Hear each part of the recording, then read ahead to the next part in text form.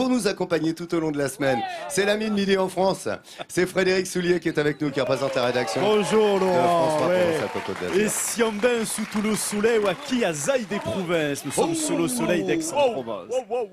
Et là, il nous fait toujours le petit mot en provençal. Hein. Ça, c'est la tradition, c'est comme ça. Hein. C'est comme ça. Voilà. C'est comme ça. Dis-moi, le camp d'Émile, tu veux m'en parler ce matin. C'est très important. Je voudrais vous parler de ce petit lieu aux portes d'Aix-en-Provence. Se dresse un lieu longtemps oublié de la mémoire collective. Regardez ces statues de la Vierge dans sa niche. On pourrait laisser croire à la présence d'un édifice religieux, mais nous sommes en fait devant une ancienne tuilerie et bien des prières dans toutes les langues et dans plusieurs religions y ont certainement été dites. Le camp d'Émile, c'est un ancien camp d'internement et de déportation.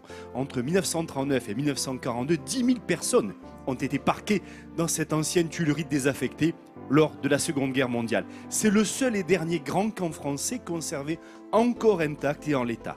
Des apatrides, juifs, étrangers, intellectuels antifascistes, des prix Nobel, des artistes ont laissé des traces fortes.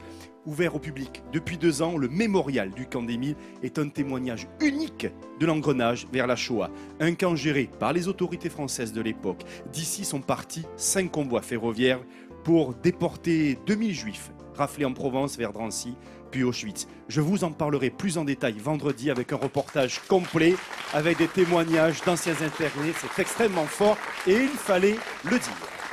Merci beaucoup. Rendez-vous vendredi avec toi, Frédéric Reuil.